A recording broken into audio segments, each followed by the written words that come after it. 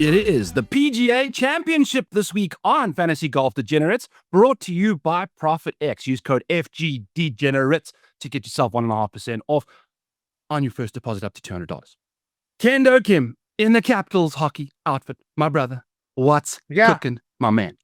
I'm pumped about this week. It's going to be fun. I know Quail isn't the most favorite of courses, but we got all great golfers, probably with the best field we're going to see this year. It's going to be exciting. I'm looking forward to it. It looks like all the betting market, everyone's lumped in, and I'm part of that as well with the bets that I have. But we'll try and find some plays out there for you that aren't your typical norm.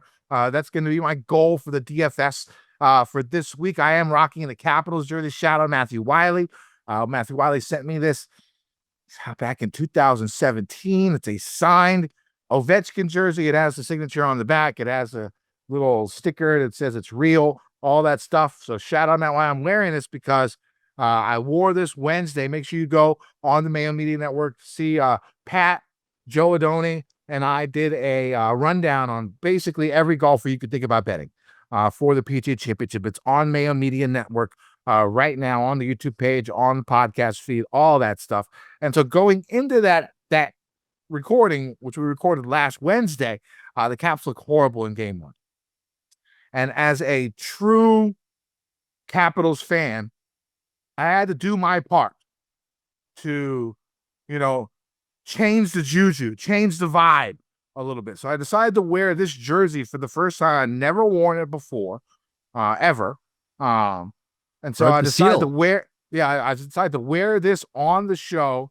And then the Caps came out, dominated game 2. Now, they looked horrible in game 3. Looked real. It wasn't as bad as the score put in. I think it was 4-0, 3-0 was the score. But the Caps, literally outplayed them for most of the game. But still, I'm going to do my thing. I'm going to wear the Caps jersey, try and get that juju turned around. Game's going to be on probably right when we finish the podcast tonight at 7:00. So that's why I'm wearing the Capitals jersey. But that's enough of that. Let's talk about golf. Let's recap last week before we get into the good stuff when it comes to the majors and the PGA Championship. Let's talk about. We get ramped up for the majors so much, man. Yeah, the major shows, we just like so much more energy going on. That's just the way it always is. I mean, it's the best. Honestly, that is sort of what golf is nowadays, right? I mean, like the majors are what moves the needle. That's what it does. We're degenerates. We come in every week. We do our work. We make our plays for some shitty CJ Cup or Byron Nelson or whatever. Hey, don't you stand at that name. But don't you stand at that name. But these are the weeks that we want, right? These are the ones that we're out here for, to try and hit on these, to try and find those gems, to try and find those sleepers. So yeah, it's definitely a fun time, fun to talk about. But let's talk about this past week. Let's talk about Sepp Straka. That man is a straight up killer, bona fide killer, straight up killer. He was one of my cash game cornerstones last week. So was Justin Thomas. So I went 1st, 2nd, 11th, and 63rd Hoagie, who was a punt play. And that's sort of why I did that, to get, go super cheap. 1st and 2nd. So I can get those top guys that I want in my lineup that'll go, because my other 2 plays were like Keegan and somebody else. And they finished like, middle of the pack, like 33rd, 35th. Both of those players. So the reason I cashed easily. And so the reason I cashed easily was because of, JT, Xander, and Straka, right? And that's sort of where I'm going again this week, especially with the $5,000 range added on to DraftKings. Definitely doing 3 studs and a punt for my cash game cornerstones. Once again, that's the way I like doing it. But let's talk about Straka. Let's talk about that shot on 18, that bunker shot. When he hit that shot and the ball landed, I thought like it was like a 140-yard bunker shot, right? That bunker shot was 220 yards. Yeah, 4-iron. That was a 220-yard bunker shot. Yeah. On 18, one of the hardest holes. You don't know what Lowry could do. He could par it, and then a bogey Sure. there goes to a playoff. Like, still a lot of pressure. Only one up going in at that time, and like the first thing that I was like, please, Hammer, don't hurt him, because that was some unbelievable. The Austrian Hammer. That's got to be his new nickname. The Austrian Hammer. The only thing I could think about after he hit that was him and MC Hammer Pants doing a hammer dance all across the fucking green. Because like the pressure that he had on that shot. I mean, it's a signature event. It's the big boys. It's the ballers. It's $4 million almost, right? And he goes out there, and what I love about him is how quick he goes, sets up, looks, swings. Like, there's no dilly-dallying. There's no overthinking. He just goes out there. He's so in tune with his stroke. One of the most accurate golfers off the tee, one of the most accurate golfers on the approach. That's going to go a long way. If he could just get a little bit more speed, like swing speed off the tee, I mean, dude could be not going to have it though, Kenny, because I was listening to the Second Cut pod with Immelman and Greg Duchamp, and Immelman mentioned that Sepp mentioned to him, this is like fourth-hand information, but he's tailored it back. He wants to hit more fairways so he can just really dial in the irons from the fairway. So he's, in an age of distance, he's decided he's going to just make sure that he's in the middle of the fairway. And, it's going to allow you to win a couple tournaments like he has, and it's also going to put you really, really struggling on courses that you need distance on. So it was interesting, Kenny, to see the two accurate guys, Shane and Sepp up top there. I figured, you rocked and rolled with the accurate dudes. Figured the long off the tee guys would have really done some good damage too, but didn't quite work out that way. Tommy Fleetwood over there, Jacob Bridgman. Yeah, the course was great. After day one, it looked like it was going to be like a -30 winning score, but you look at the course and you look at the conditions they had and how soft it was. I mean, and every day it got more difficult. It rained on Friday, heavy rain. Playing in heavy rain is always tough. So that made those scores tough. And then, the sun came out Saturday and Sunday, so it dried the course out a little bit. A little bit of wind too. And the wind picked up on the weekend. So, I mean, really, like, what it shows is, the conditions are really the most important thing of what's going to base the scoring on for the week.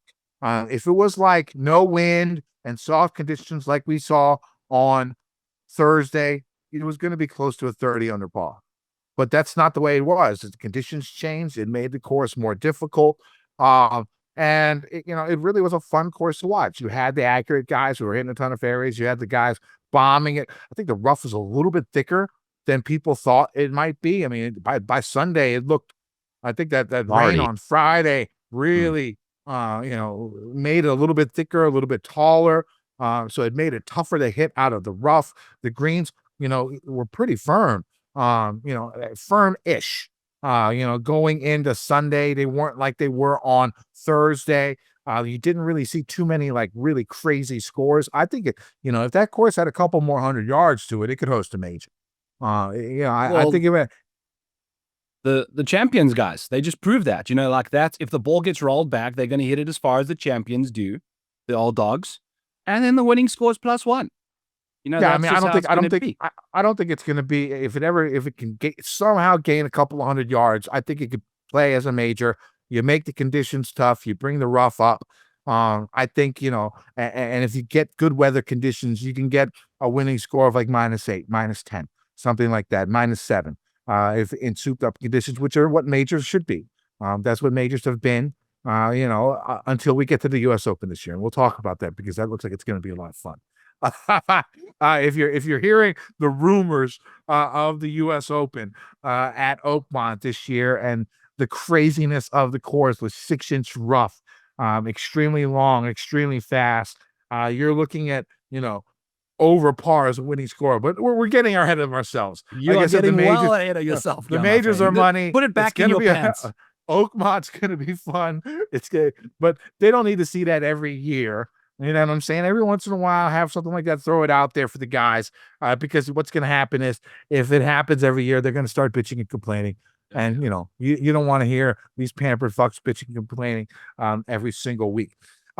Speaking Lowry, of pampered fucks, Oh. Kenny, I had Justin Thomas outright. I told you I was going to go with Colin or JT. Pick the right guy. Played JT in one and done. Shout out Shane Lowry for getting me an extra $500K on the final hole there. But Justin Thomas should have won that golf tournament. I'm sorry. I think, given the pedigree of who he is, he's top 5 in the world.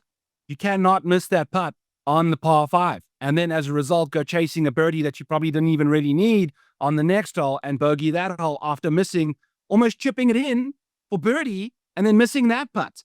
Completely lifeless, gutless, and pathetic on the 2 putts that he absolutely needed to do it. Like, I was at Outlet Mall with my wife, who's the mother of my child, and my mom. So it was a nice Mother's Day. But I never saw the putt. Kenny, did you see JT's putt on the par 5? Like, was it a difficult putt, or did he just totally fuck it up? It definitely had about 3 cups of break. So it was not easy. He missed it on the low side, if I remember correctly. But the thing is, like, JT's been putting well. Like, he missed those 2 putts, and to say that he's a class above Straka, I don't buy that. Especially since Straka has talent-wise, Straka 4 wins in the last 3 years. JT's 1. Yeah, but Sepp Straka's like, I don't even know how to explain it. He's the Cadillac that just doesn't break down. Where JT's like a Ferrari that he just can't keep on the track. Maybe it was in JT's prime, but nothing we've seen in JT in the last 3 years outside of his last 3 events makes me think that he's been better than Straka. There's no way in my mind I'll agree with that. No, but just because Sepp is better than him doesn't mean that Justin can suck it up when he needs to, like, be nails. You gotta take care of those putts, my friend. That was frustrating. Well, here's the thing about JT is, he really hasn't even been in contention until the last month and a half, right? Like a lot of his, when he was going through his struggles, he wasn't even on the first page of the leaderboard. It's not like he was blowing leads when he was going through his shitty time. He just wasn't even up there. What was the way it was. So when you go that long without really feeling those juices, it's tough. And I thought it was really impressive what he did at Heritage, considering that. But I think now that he's got his juices going, he knows the feeling, he remembers it. He's going second. I think he's live, of course, for the PGA Championship. But Killer Keith Mitchell, another guy out there, I was pleasantly surprised that it took him, that he was still on the first page of the leaderboard coming into Sunday. I think that is a step up from where he is, because the man's been first round leader and finishing 18th and shit like that. I think he still finished top 10, right? 7th. Yeah, he finished 7th, which is not his best finish after being a first round leader. His best finish in the 4 instances now that he's been first round leader is a 5th. So still, I can't really capitalize on that stuff. No. And it's just mental, man. It is mental, but going into this week, a course that he's played well out, a course that looks like he's going to be suited for. Do you play $6,200 Keith Mitchell chalk? Well, it depends who's in your lineups and stuff. We'll get to that with blood, sweat, and tears. But I think I have some other plays. I have some other guys in that area that I think, but I'm not going to write them off. We'll see, and I might bump up my lineups to 5 this week instead of 3. Maybe do like 3 in the $55, 1 in the $100, and 1 in the $12 for cash. I think I might bump it up since I still have a bunch of money left from when I won all that money on about a month ago and 2 weeks ago, and then I won last week too. So I think I want to use a little bit more, bump it up a little bit.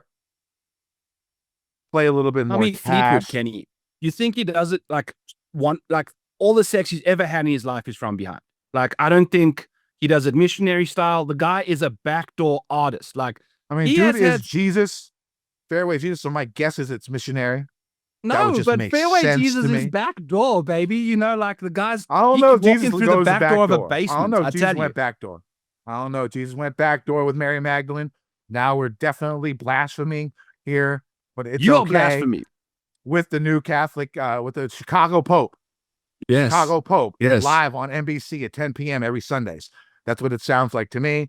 But Chicago Pope. Chicago Pope live. Chicago Pope. Chicago Pope every Sunday.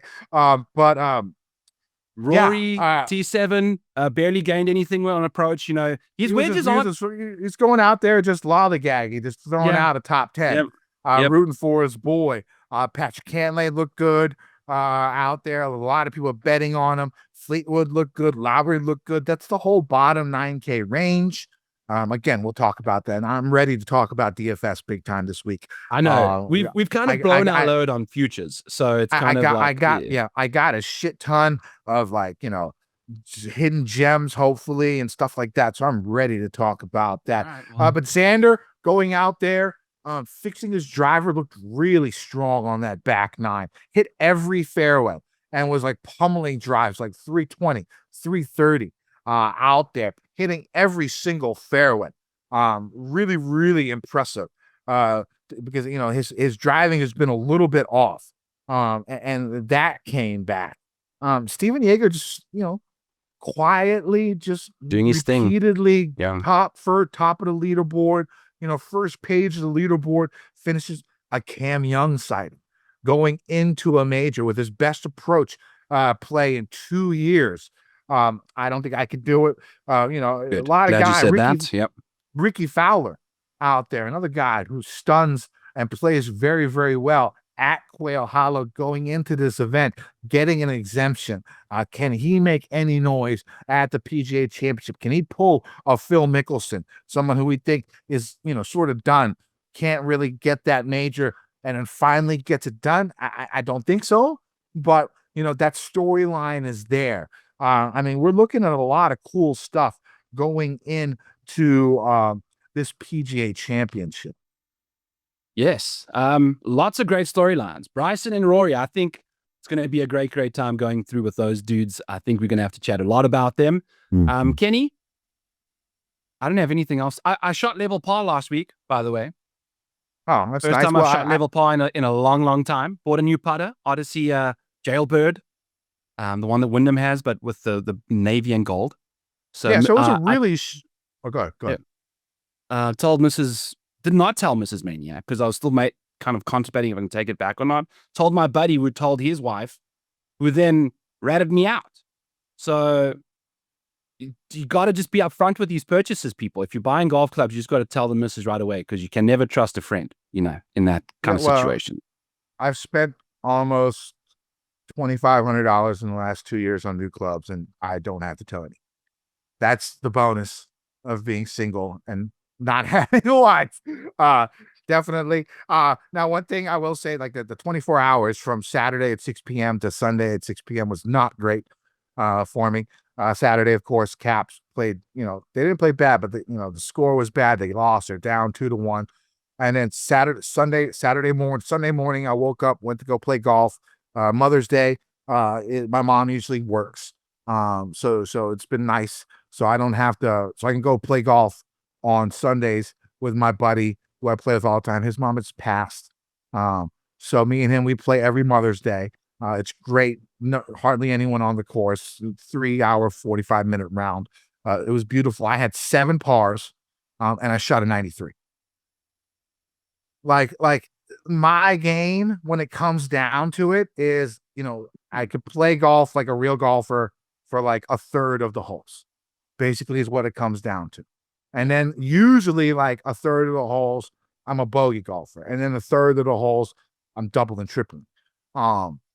This one was like, I made 7 pars. I missed 2, a 4-footer and a 3-footer to make 9 pars in my round. But somehow I still shot 93 because I was tripling and doubling everything else. So definitely frustrating there. And then going in and having JT and Straka finish second and first, who were in my cash game cornerstones. I normally bet my cash 75% or more of my cash game cornerstones. I didn't bet either. So that was bitter. Good on the DFS part. Hopefully you guys tailed and did well last week, but still bitter that I did not bet either one of them this week. So Yeah, you win a with little angry Xander, about that. who made me some bucks there on ProphetX, Kenny. Thank you so Yes. much for your. I'm officially on the board against you now. This is, I think, the first bet I've won. So came in courtesy of Justin Thomas, and Xander made it difficult, man. T11. So even without the wedge game, still got up there. So looking good for him. Looking forward to him this week as well. Yeah, I didn't get that. I did get the Corey Connors under 68.5 for round 1. I also hit like a Nick Taylor under 68.5 for round 2. I had a Lucas Oberg something also in the final round that I hit. So it was a positive week, even with that Xander loss. And the plays out for ProphetX, or some of the plays are already out for ProphetX. They have placement markets live, baby. Placement markets are already out. We'll talk about that here real soon. And then I'm sure they'll have some matchups, and they have the outrights as well. So we'll go over a couple of those that I'm eyeballing for ProphetX here short. Let's go. All right. So should we get into what the hell? I mean, it's the PGA Championship. Usually you're looking to look at it like Oak Hill and things like that, but we're going back to Quail Hollow. It is what it is. I think the narratives of who is playing this week is going to trump where we are playing, which is totally fine after the Masters. I'm totally on board with this. We are looking to just walk down narrative street this week, Kenny. But before we get to all of these things and all of the golfers, hit us up with who and how these guys are going to be playing this week on Quail Hollow Club. All right, so the PGA Tour heads to Charlotte, North Carolina this week. It's golfers play the PGA Championship from Quail Hollow Golf Club. The course was revamped like 8 years ago for the previous PGA Championship. That was in 2017. So I would probably only look at course history from 2017 on. Outside of like one or two outliers, the winning score hasn't topped like the low to mid teens. We'll see if that stays in the same area, because I mean, honestly, if you look at the PGA Championship the last 5, 6, 7 years, outside of last year's Valhalla, the winning scores have been single digit under par, or like very, very, or like low double digits under par. That's what we're seeing. I think that's what they want to see this week. Now we'll see, because there's been a lot of rain at Quail Hollow. They've gotten, I think, 2 inches of rain today on Monday. They expect more rain tomorrow night. They expect more rain Friday and Saturday. So it looks like it's going to be a wet course. Now they do have one of the better sub air systems in the country. So they should be able to keep the greens fairly dry throughout. So the weather's definitely going to play a big part this week, and it's something to keep an eye on. Now, the big factor, of course, when it comes to weather is always going to be the wind. It doesn't look like the wind's going to pick up till the weekend. So again, we've talked about this situation before. You want to get your guys to the weekend, so you're playing basically based upon the first 2 days. Is what make it to the dance. Is what you want to see. Just make it to the weekend. And I think the conditions we're going to see the first day, it's going to be soft. It might even be lifting in place. We'll see. I know they're going to try everything they can to avoid that, but I do think the scores are going to be pretty good the first couple of days, and I think they're going to stall out and then maybe even drop as the week goes on. I can see 10, 11, 12 under the first couple of days as the leading score, and then maybe it just stagnates. Maybe it stagnates there or goes down, and that's what I would expect to happen.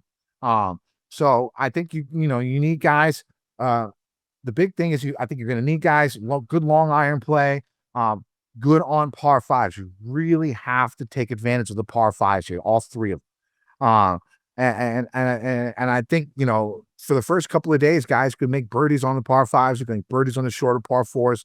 You target that with the length off the tee, good long iron play, good short game relevance when it comes to Quail Hollow. Now, Quail Hollow Golf Club, they've added about 70 yards. It's now 7,650 yards-ish.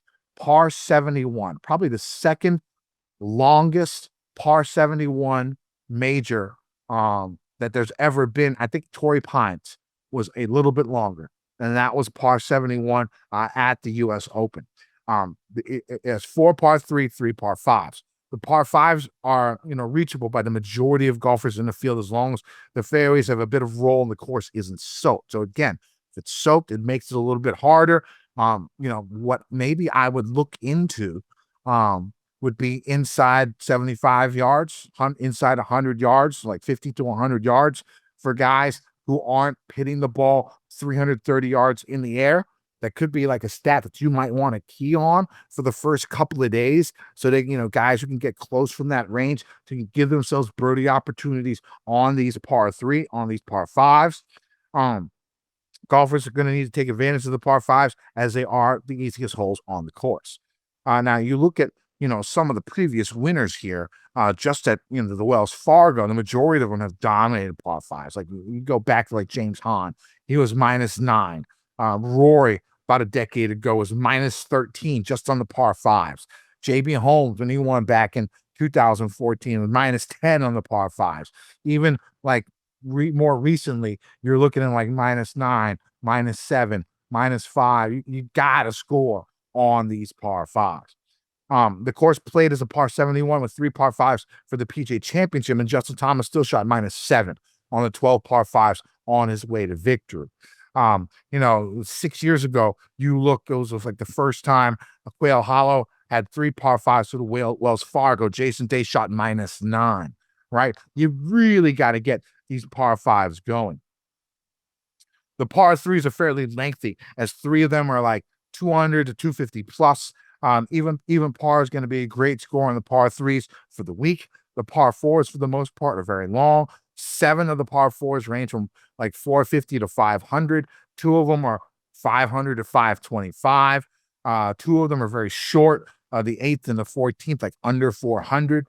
Now, typically the rough and fairways are overseeded with rye-glass and blended with Bermuda. The greens, normally Bermuda overseeded with Poa Trivialis. That's what we're going to see again this week. Now, usually after this event, it'll be pure, but it is going to be overseeded this week with the rough, the fairways, and the greens. Now let's see where I am going. Now less than 50% of the fairways have been hit by off the tee. Golfers are going to see average tree line fairways that are some of the hardest to hit on tour, with an occasional fairway bunker and water only on a few holes. Less than 50% of the fairways have been hit by golfers since this tournament began here in the early 2000s. But since the trees aren't that bunched up and there aren't too many bunkers or water off the tee, missing fairways won't mean like automatic bogey. But the rough is going to be 3+ inches tall. It's normally around 2.5 for the Wells Fargo. I'd expect it to be 3, and I expect it to start, and I expect it to grow, and I expect it to get gnarlier each and every day, where we could see 3.5 or more on Sunday. Is what I'm thinking. I was listening to Johnson Wagner, Kenny, chat to Friday Golf, and they've overseeded the rough with a even denser grass. So it's going to be like even thicker than it historically has been. So that 3 inches is going to be like 3.5. It's taken a couple Viagra pills. Yeah. Now.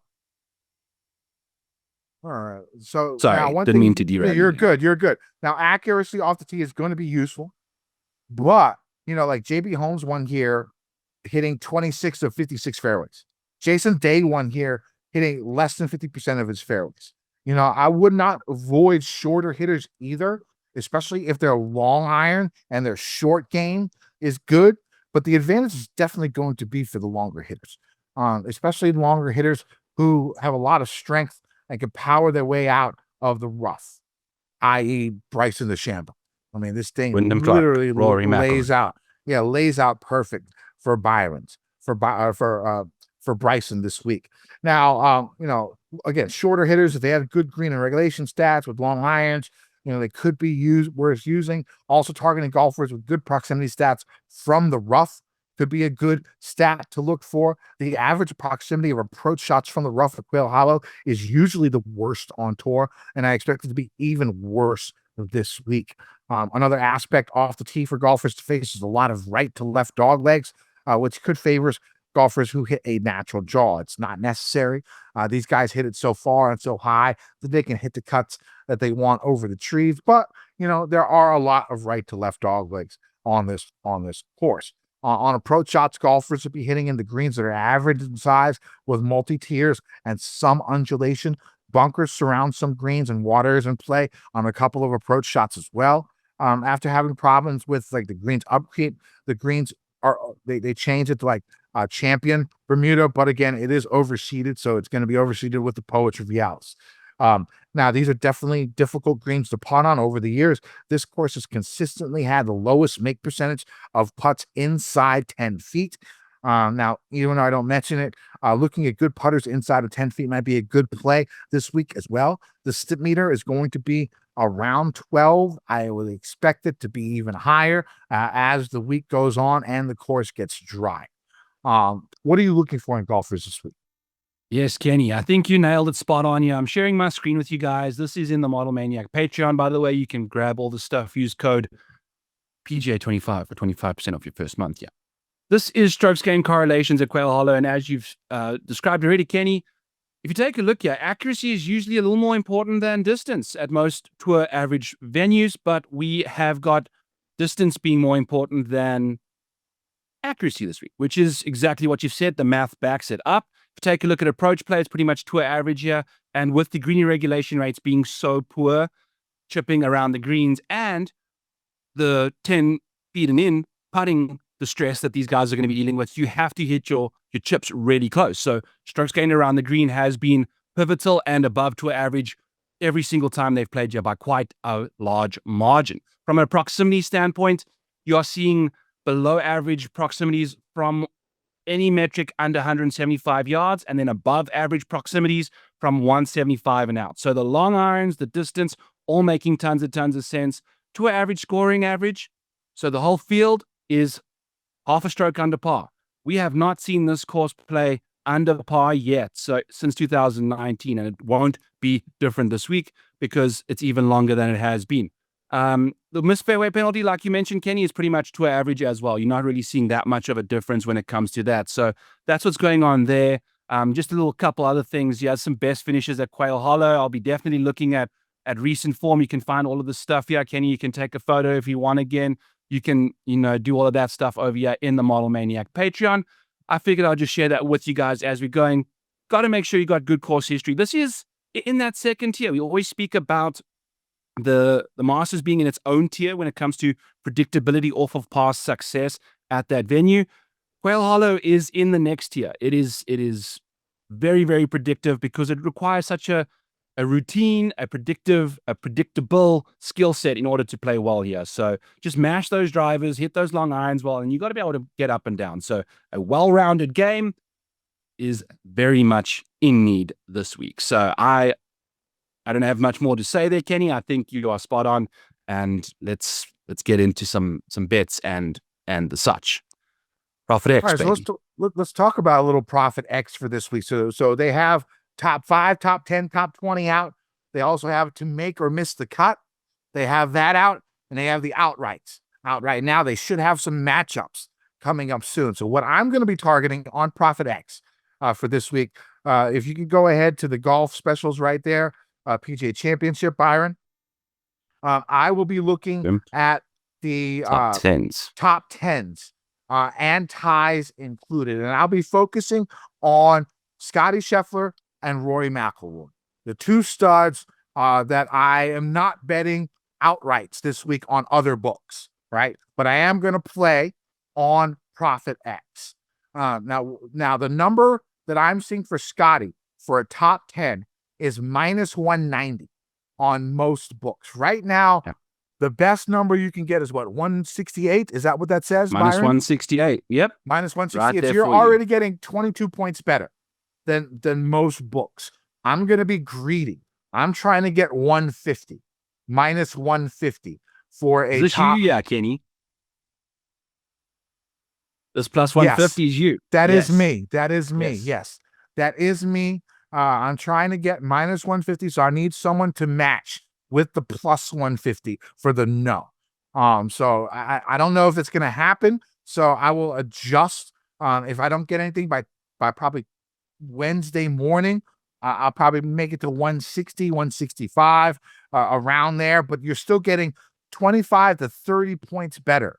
Like I said, DraftKings is minus 190 right now for a Scotty Scheffler top 10. I'm also going to be doing Rory McIlroy top 10. Right now, he's minus 165 on DraftKings.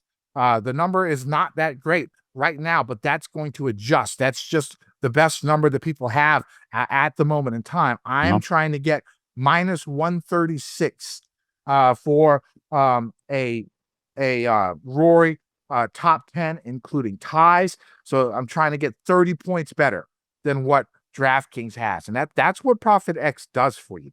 You use ProphetX for matchups, for finishing positions, to get exponentially better numbers for those than the books.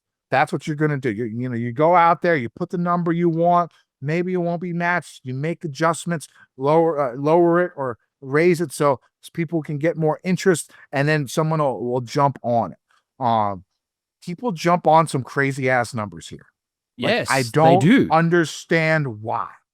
Like we talked about last week, I had Xander and JT, which, I mean, honestly, I think I don't know what that matchup was in other books, but I would guess it would have to be like even. I don't think JT was going to be a huge favorite for that. But I did get Xander at plus 110, and I think I could have gotten better than that. I think I could have gotten plus 120 or better for Xander at that last week matchup over JT. That's why you use ProphetX. Use promo code FG Degenerates. Get yourself 1.5 or what is it? 1.5% back. Yeah, up to $200. Again, this is not a sports book. This is an exchange. It's peer versus peer, picks. That's how you do it. Me versus you. And they will go ahead and they take their 2 or 3%, whatever, and out of the win, and that's it. So you can get all these great numbers. That's what I'm going to be focusing on. The top 10 market for Rory and for Xander. I'm sure I'll have more at ProphetX Plays. I had a bunch last week on my X. Make sure you check it out at Kendo VT. Make sure you go to ProphetX, put that money in. It is worth it, especially if you're doing matchup and if you're doing finishing positions. If you're a fan of those two types of gambling, okay, there's no reason you should not be on this site. Like, you are literally throwing money away. Like, literally. And I'm not talking about like, okay, well, FanDuel has minus 160, DraftKings has minus 165. Right? I'm talking about DraftKings has minus 165, ProphetX has minus 130. Like, that's the differences that I'm talking about. So make sure you go. Did you see anything that caught your eye on ProphetX? Yes. All right. Let's just tangent right into the sweat bets for Byron Lindeque this week. And we're going to be starting with a Xander Schauffele top 20. Now, pause the show after I'm done telling you this. Walk to your garage, walk to your basement, wherever it is, okay? And grab a sledgehammer. Because I want you to walk back here. And whatever you're betting, whatever you're throwing your money on ProphetX over here, I want you to place that with a sledgehammer for a Xander Schauffele top 20, friends. And Xander has been finishing inside the top 20 in 12 of his last 12 majors. He's on an absolute tear. The short game might not be there right now, but if you're taking a look at my little tool here on the Model Maniac Patreon, he is easily the most profitable bet you could have made in majors over the last, since 2022. So basically the last 3 years and the Masters. If you were betting to win $100 every single time Xander Schauffele played on a top 20 bet, you would have made $1,063. As you can see over here, he's just been firing on all cylinders in the top 20s, and you're about to get some of the best odds. You're not really seeing anything that says minus 108 at a golf course that Xander Schauffele has finished second the last 2 times he's played. So he's playing fantastic with the ball striking. Leave alone the short game. He can finish inside the top 20, all with the ball striking over there. That's going to be my first play for sure with Xander Now, one Schauffele. thing- You've got, yes, One sir. thing I'll What's going on? say is I would wait. I wouldn't take the 107, minus 107. He is plus 100 for a top 20 on DK right now. I will So also say that is probably without ties paid in full. Because I've been hunting down, the best I've seen is minus 120 out there with ties paid in full. Ooh. ProphetX provides you with ties paid in full. So do not get yourself swindled like Boomer Kenny over here, people. You Well, gotta here's the pay thing. attention to the fine fucking print. The numbers that I was talking about earlier were with no ties. either. Yeah, and you will Like, get with your still- ass with- waxed if yeah. you don't get the ties paid in full. So that's even, there's not a lot of books that offer it. I think it's, if you take a look at FanDuel's numbers in the ties paid in full, they are just fleecing you without any lube. It is brutal out there on the FanDuel streets when the ties paid in full market. So do not, and I repeat, do not bet them there unless they have the best number on the streets. But we're talking ProphetX. Let's get back to Scotty Scheffler over here. Top 10 Okay, for I Scotty gotta Scheffler. say, Byron, I gotta God say, damn it, Kenny. Yes, what's up? 7 units on this play. I'm doing 7 units on this Xander top 20 that you're Yes. talking about. Yes. I'm putting it in a 7-unit play at plus 105 is what I'm going to try and get. I think that is an amazing play, and I think if you can get plus money, it's going to be incredible. I think you're 100% correct. Sledge fucking hammer play Sledgehammer, dude. on ProphetX. And if you don't have a sledgehammer, just get your wife's car, put it in reverse, and just race it through the side of your house and hit that button with the tow bar. You will just pay for the house with the bet that you're placing. It's all good. So we'll get back to some sharing of the screen here as we go through Scotty Scheffler. If you're looking for Scotty Scheffler in the top 10 market, like Kenny Kim just mentioned, you are getting some of the best numbers in the market, and it's highly liquid. We've got almost $1,000 out here for y'all to grab. That'll get even more flowing as we're rocking and rolling. Scotty Scheffler has been sensational. If we're taking a look at Scotty Scheffler's market in the majors, I've pulled up just his major stuff over here, and Scotty Scheffler has been the most profitable of all his bets in the top 10 market in majors. He's only missed 2 major top 10s in the last little while since 2022, and 2 of them, he's missed 4. 2 of them have been open championships. He's not an open championship guy. He is a bread and butter Parkland type venue, and the US Open that he lost at in 2024 was Pinehurst. It wasn't fitting his eye. He's going to be just fine around this Quail Hollow venue. Top 10 for Scotty, minus 170. The best you can find out there is minus 180. So you go and grab yourself a Scotty Scheffler. Then I want to bring your attention to a Rory McIlroy situation. If you're taking a look for the first time, you can find a Rory McIlroy top 5 here at plus 120. There's also plus 100s. That's pretty much the plus 120 is the best you'll find out there as well. I can guarantee you I've been betting Rory McIlroy in this top 5 market religiously. Rory McIlroy for the first time since the 2023 Open Championship. And I'm going to stop you, tell you, look you in the eye. The first time since the 2023 Open Championship, Rory McIlroy finished inside the top 10 without also finishing inside the top 5 at the Truist. It's the first time that's happened in almost like 16 months. So I would continue to play Rory in the top 5 market instead of the top 10 because it's almost a simultaneous situation. When he's finding himself inside the top 10, it's also usually a top 5. And we are going back to Quail. His upside is about his floor right now. Like, he's going to demolish this golf course. And I think you want to just kind of don't lay the juice on the top 10s, go to the top 5s for Rory. He's plus money across the board there, nice and liquid for you guys in that department.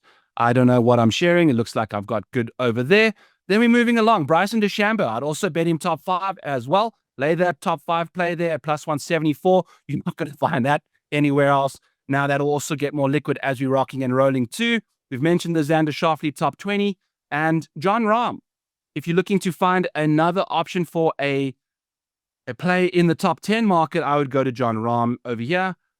I don't know. He's never played well here before. So if you want to go the other way and say that he's not going to fish inside the top 10, that's minus 210. You might find some other people trying to entice you to take that minus 210. You could minus 150 maybe by the time we tee off, because John has never played well yet.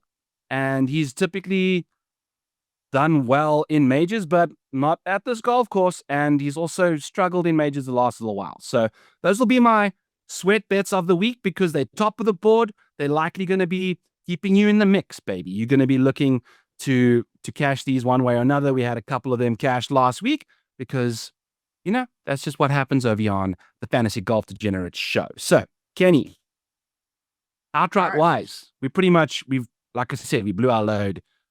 In our preview show, I already mentioned to y'all, Rory 11-1, Quail Hollow, lock it in. This is going to be a no-brainer. Where the hell are you getting 11-1? I just mentioned in the preview show before the season started on this channel, you can get an 11-1 future. So if you guys are new listeners, I'm sorry to you. If you old listeners, should have locked that in. I don't see why it doesn't make sense this week. So let's get to our kickback golf betting segment. Use promo code FGD15. Get yourself 15% off all the cool merchandise over at kickbackgolf.com. I'm sure Mike is showing you all the cool stuff that they have on their page right now while I'm talking about it. The jerseys, the Masters jerseys, baseball jerseys, basketball jerseys of all your favorite golfers. Make sure you go to kickbackgolf.com. Use promo code FGD15. But let's go with my outrights for this week. I'm a little overexposed, but it is a major. So it's going to happen. So first one, I did get a future on Bryson. I got an 18-1 Sunday of the Masters with 8 places. I would still bet him 10-1 that he is down. I can't look. Here's the thing. Let's talk about the top 3 guys when it comes to Rory, Scotty, and Bryson. In my opinion, I mean, it's hard not betting one of those guys. It's really hard. I mean, I don't think you can bet 2 of them unless whatever. You bet however the hell you future want. stuff. If you want to bet 2 of them, bet 2 of them. I don't care. But for me, I can't do that based upon my budget. So I'm going to go with Bryson out of these 3 because, I got 18-1. I'm not going to pass up that number. I got 8 places. I would still take him 10-1. The reason I like Bryson is because, of course, his major prowess. The guy's become sort of the new Koepka. He comes out there, contends at every single major that's not the Open Championship in the last couple of years. He's gotten that done. Yeah. The new Koepka, a guy who comes out there, wins majors, goes out there and does well at majors, and seems like he doesn't really give a fuck about events other than that. Now, he did just win Korea, so he got that monkey off of his back because he has been in the final pairing, I think, in like 3 or 4 straight events. Finally, he got the W after losing those other 3. So he's got to feel good about that. I think the biggest advantage Bryson's going to have this week is, and I've talked about this before on other shows, is going to be the length of his clubs, right? Because he's using a 6-iron length for every single one of his clubs. So if he hits it out there and he's stuck from 190 out, 160 out, right, in the rough, he can just pummel a freaking pitching wedge out there and cut through that rough like butter because he has so much more leverage on his swing through that thick rough. And I think that's going to be so much of a big deal for him to do that. And the thing is, his short game, incredible, right? His putting, very, very good. His iron game, it's been hit or miss. What we saw at Augusta. Better in Korea. What we saw with Augusta was he was missing greens by like 10 yards short or 20 yards deep. And I think a lot of that has to do with the elevation changes that Augusta has, right? Augusta has those very crazy elevation changes. And Bryson, of course, is extremely cerebral. He tries to take into account every little thing. And I think, it could be overbearing sometimes on him when he's trying to get the right yardages for the right elevation, trying to be perfect. And that's why you see some of those crazy missed shots that he had at Augusta. I don't think it's going to be a problem this week. Quail Hollow, pretty fucking flat. Right? Quail Hollow, pretty fucking flat. He's not going to have to be worrying about elevation changes. He might have to worry a little bit about the wind, but I think that's easier for him to judge instead of, trying to figure out, the difference in elevation, slope, and stuff like that when he's getting to the hole. Now, I think he should be one of the three favorites. I think he's very, very good chance to win. I like him a lot. 18-1 with 8 places. I would still bet him. I would still bet him up to 10-1. Next, it's going to be JT. I got 18-1 with 8 places as well. With JT, of course, he won here before. First, second, leading up. Iron game strong. Short game strong. Driving better. Putting better. Everything's leading up. He's got the feeling of winning again. He's got the feeling of being in contention, 3 straight events in a row. There are some trends here where guys have finished very strongly the week prior or the event prior, and that has led them to victory at the PGA Championship. Just a couple of some cool trends that we've seen at this place. Hold on, let me pull this up. This is from the Fantasy Grind, aka Jeff Ulrich. Fantasy Grind, where are you, my friend? Let me try and pull this up here. Yeah, that's not working. Okay, speaking of, Jeopardy actually was one of the reasons we started the Fantasy Golf Degenerates show. I'm trying to remember why, but there was definitely All right. I'll have to go back.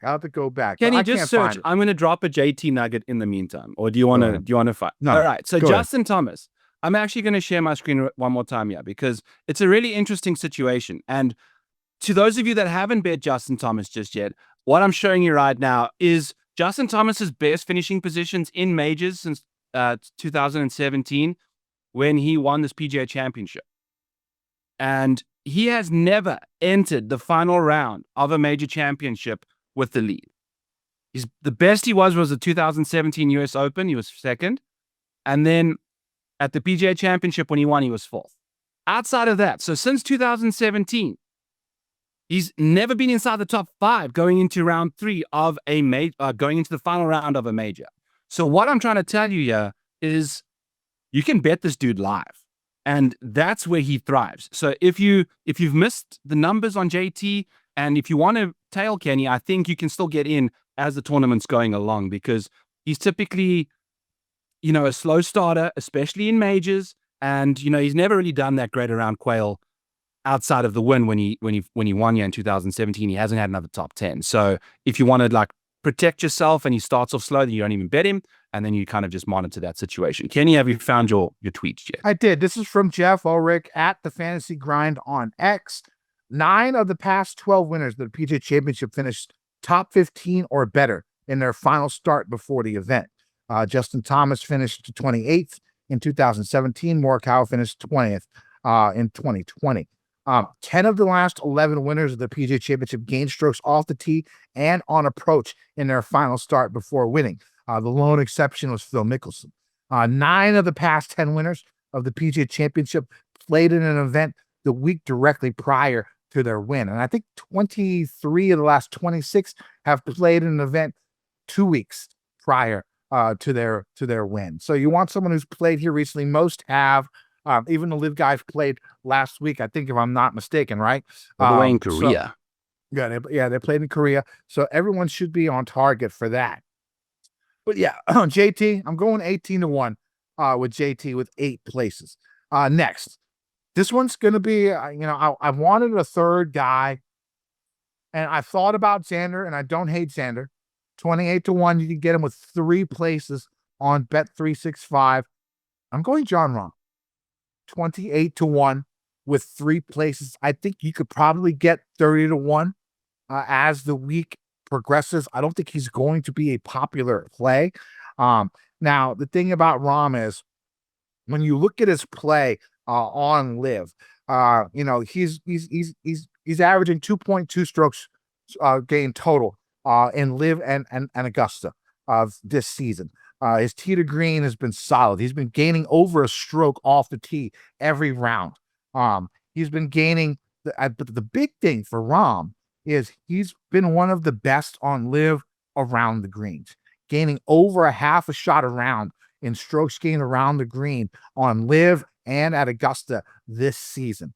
He's coming to a course, a long par 71 with tight, fairways, not too much to the course, very reminiscent of Torrey Pines, where he won his first U.S. Open.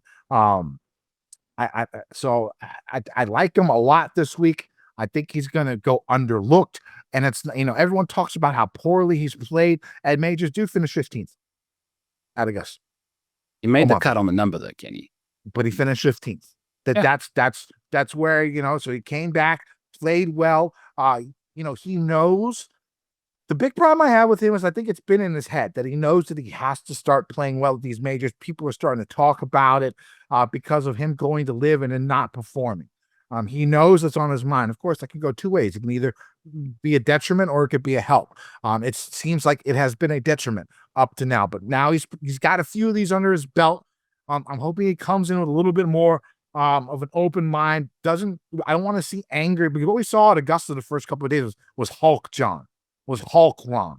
I think it was getting to him. The fact that he was not performing well at the majors. I'm hoping he learns from that, right? Because John isn't the type of golfer to go out there and not learn from his mistakes. We saw when he was on tour that he knew that anger and that frustration really did not help his game at all. And you saw him towards the end of his PGA career really tone that down. And that's when he was the best golfer in the world. At that point in time, pre-Scotty, he was probably the best golfer in the world at that point in time, because he was able to control his emotions and he still had the game. The game is still there. The emotion controlling part, I think, has left him a little bit. And that's because of the frustration that he feels of him not performing well in these big time events. If he can get that under control, he can go out there level headed. I think he could be on the first page of the leaderboard. I think he can win this event. So I'm going to go ahead and take John 28-1 with 8 places. That's short games looking really, really strong for him so far this season. Next, it's going to be Koepka 50-1 win only. I have to bet him. This is like the forced bet. I've talked about this. I've talked about this at every major. It's basically the Koepka investment. I've bet him at 50. I put $50 on him at every major. After his last win at the PGA Championship in 2023. So his odds are normally 20 to 30-1. You hit once in 5 years, you're going to make your money back at minimum. I got 50-1. So if I hit this week, even if I bet him every other one in the next, in these 20 majors, I'm up. And so this is sort of just an investment. If I didn't make this call, I probably would not be betting. Just a heads up. I probably would not be betting him if I did not make this call. Next, it's going to be Patrick Reed, 66-1, 8 places. Great track record here. Been good at majors lately. Iron game has been very, very good on libs. His irons have actually been better than Jon Rahm, Brooks Koepka, and Bryson DeChambeau on lib. So his iron game has been very, very strong. He's been gaining maybe a half a stroke or a little bit more on his approaches. What's the grin for? What are you laughing about? You can't say he's playing better irons than Jon Rahm and Bryson and Brooks, because they're all hitting their irons like shit. Oh, I'm just saying. That's why Jon Rahm's around the green game is so good, Kenny, because he's chipping his life away right now. Well, Patrick Reed is, of the golfers that are in this field right now, he's 5th in live out of 17 golfers that are playing. It's not a Patrick Reed slide. It's who you were trying to buffer him up with. Just say he's fucking balling out on the approach. You think about those guys, the guy's still gaining 0.3, 0.4 strokes with his approach every time, gaining half a stroke ball striking. And you know how good his around the green game is. And I'm really heavily playing a lot of around the green this week. I mean, with the course going to be as long as it's going to be, with the softness, there's going to be a lot of missed greens. You're going to have to be good. And I'm keying a lot of guys that are, my first 3 bets are all guys who are elite golfers around the greens. And then I have another futures bet. It's just I made this bet like last fall. I think it was Maverick nearly 100-1 with 8 places, length and putter. Maybe he can catch some wind. He's had some good finishes here, good finishes overall recently in his last 5 or 6 events. I still like it. I think you could still get 80 to 100. I don't know if I'd make that bet now, but that is a future that I have. So the full card for the week: Bryson 18-1, 8 places. JT 18-1, 8 places. Rom 28-1, 3 places. Koepka 50-1, win only. Reed 66-1, 8 places. And then Mav 100-1, 8 places. Love it. I love the Patrick Reed call, Kenny. I think he's a very underrated person right now, and I think the course history, it's as good as it is at Augusta. You know, we've seen him play really well in these majors, and didn't you bet him top 20 for all 4 majors? Top 20 for all 4 majors. Yeah, that's looking good, man. I mean, yeah. I would be shocked if he doesn't finish top 20 this week again, because he's just balled out here. I think he finished second at the 2017 PGA. So yes, he did. When he can, you know, do that, we'll see what can happen there. And by the way, Kevin Kisner had the lead going into the final round of that 2000. So, you know, you can sneak away here with some depth short game, but I think they've added half a mile to this golf course since. So that's what's going on there. I've got a boring card for you. Yo. Let's listen to this leaderboard. Going into the final round, 2017, leader Kevin Kisner. Second, Decky and Chris Stroud. Fourth, Usti, JT. Sixth, Grayson Murray. Seventh, Scott Brown, Graham Dillette, Francisco Molinari, Patrick Reed, Gary Woodland. That is an eclectic top 10, and there are no bombers in that top 10. No. Not a single one. But that's 2017. 17, you know, yes. It's different. You cannot. The technology is different. Technology is different. And philosophy of golf has changed, because the analytics wasn't there back then. Kisner was still alive and thriving, obviously, and you know, the rough was likely a little lower. And you know, I think this week they are putting down the tacts over the road. You know, the spikes to kind of just puncture as many tires as they can. And if you do not have juice, I think Rick Gaiman put out a great post about how ball speed above 175 and beyond, you just see the strokes gain total at Quail over the last couple of years. It's just exponential. You know, the better your ball speed, unless your name's Cameron Young, you've just thrived over there. So just making sure that you got juice off the tee is paramount. And in general, that's what you're kind of looking at, you know, in majors anyway. So particularly at Quail. I got the Rory 11. You know, I'm not going to harp on about that. You know everything we like about him. And then I've got the Bryson 17 as well, Kenny. So I'm just on the 2 guys that I think I'm going to be sad if one of them doesn't win this week. And now I don't like the fact that Rory has won the Masters.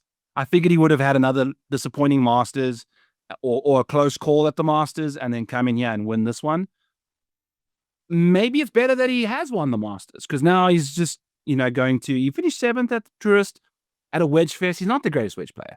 His long irons are where it's at, and that's going to be this week. So if he can run away with this thing, and he's driving it nice and accurate too, you know, it's not like him and Bryson hit it relatively straight considering. They do. You know, they're in a lot of fairways. So does John. With his length. Those 3 guys probably hit it as straight as you can be for as long as they hit it. Yes, sir. So those are my 2 guys, you know, not going to kind of hop on. I was hoping that Rory could have his 5th win at Quail Hollow and win his 5th major at the same time, but maybe he's just going to, you know, win his 5th Quail Hollow victory there. Kenny, what we've been waiting for, the blood, sweat, and tears for the Quail Hollow. I got gnats. I don't know where these gnats have come from. I don't know if you see me trying to catch this fucking thing. You've been trying to hit it all day, dude. It's like it's like flying around me, and I don't know where it's come from. I need to get some vinegar and dish soap. It'll take care of it right away. Invite me over and just get me a pair of chopsticks. We'll be good. Okay. We'll be good. We'll be good. We might even get some free golf if I'm playing with Mr. Miyagi. So was see what hilarious. Did happens. you see? So there was that thumbnail for me being on the show with Pat, and it was full me circle. as Mr. Miyagi, and they photoshopped my face, and it just looked straight up like Mr. Miyagi, and I questioned myself at that point in time because Mr. Miyagi and my grandmother would be the same age, so I was like, did my grandmother get run over by Pat Morita? Back in the day, because it sure as hell looked like me. At that Photoshop, but but for real, I've actually done that once before. I've gotten chopsticks. No, chopsticks, and I caught a fly with chopsticks. I have done that once in my life. I think I was in like high school or some shit, and I was like, it was on something. I was with my cousins, and it was like all we talked about for like the next family get together for like the next like 2 years was me catching this fucking fat. Now it was like a me fly, like fat, slow. Like you could tell this motherfucker was just eating a lot. Right, whatever it was eating a lot, and it was like huge, and it was just slow, and it was like loud, like like a big guy's like breathe heavy. It was like buzzing heavy. Like I don't know if like flies could get that fat, but I think the fly was so fat that it was like buzzing heavily. Like it was weird, and I like nabbed that motherfucker, snapped him with the chopsticks back in the day. But anyways, Yeti, I'm gonna one up your fly story. So back in college, I was an RA, right? So resident assistant. We at William Penn, shout out William Penn hat back here somewhere, was a dry campus. So you got to check in the room. You can't have chicks come in. I know it's what I had to do to get to this country. It's a tough situation. You can't drink. You got to check your chick out before midnight. Maybe was on it like a weekends religious school? Like why the fuck? It's a Quaker school. It's a Quaker school. So they paid half my tuition. So it was in tuition. Pennsylvania? No, it's in the middle of Iowa. Okay. And I'm sitting on duty and I catch a fucking fly in my hand. I'm like, Jesus, all right, this is insane. I can't believe what I just did here. A couple minutes later, some guy walks in and he's like, I think my roommate's dead in the dorm room. He's been showering for the last 2 hours and hasn't come out. He's not answering me. I run up there. We bust open the door. The dude is toast. He's just dead on the floor. So as a resident assistant, I just walked in on a dead guy. 911, call all that stuff. Yeah. Holy shit.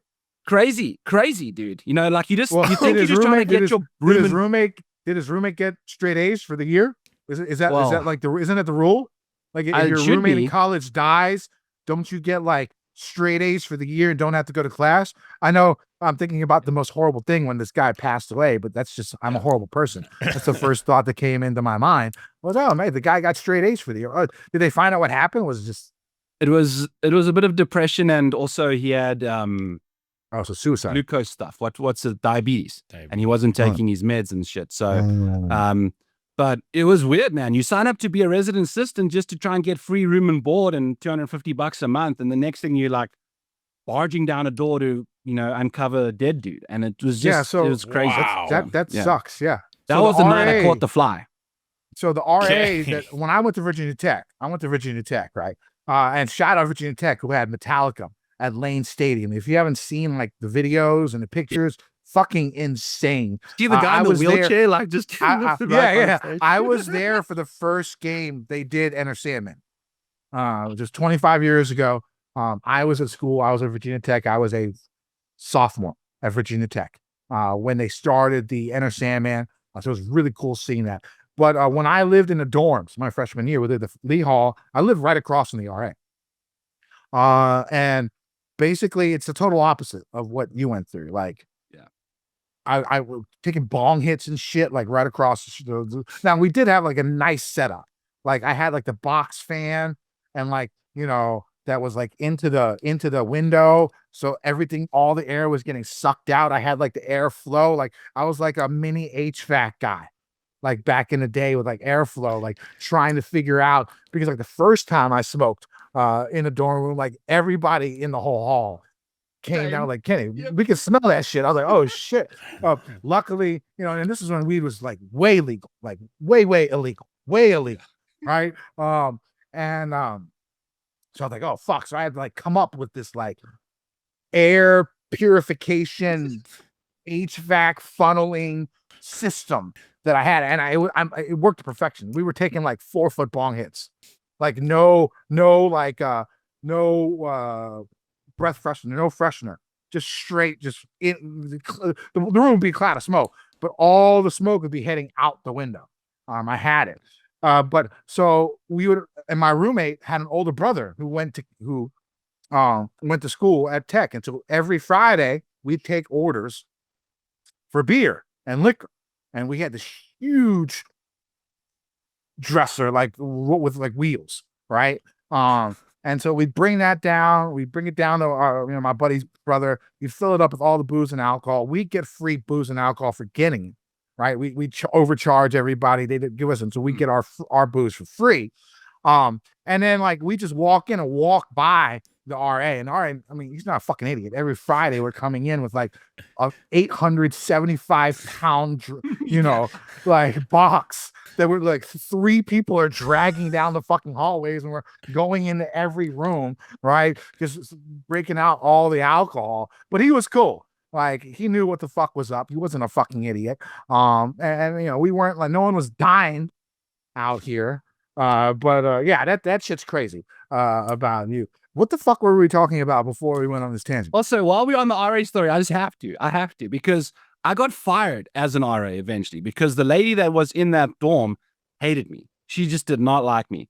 Eventually, I land up, once I graduate, getting a job as security. So the head of RAs. So this lady walks into the security room the one day, and she sees me at the desk, and she's like, "What are you doing? Where's the security officer?" I was like, "I am the security officer, bitch." I didn't say bitch, but it was like such a flex because she fired me, and then I landed up becoming the security officer on Thursday nights at William Penn, and I'd work from 6 p.m. till 6 a.m. on Friday mornings, and then the head security guy would come in and tell me to take all the booze that we've confiscated and dispose of it. And I drank so much Black Velvet, Kenny, as a grad assistant. You don't want to know, but like it was like 1/3 quarts of like Black Velvet. It was brutal. Like college is where like you just find ways to get alcohol. Just get about, man. So I was a really good tennis player when I was in high school. Like really good tennis player. I went to states and shit like that.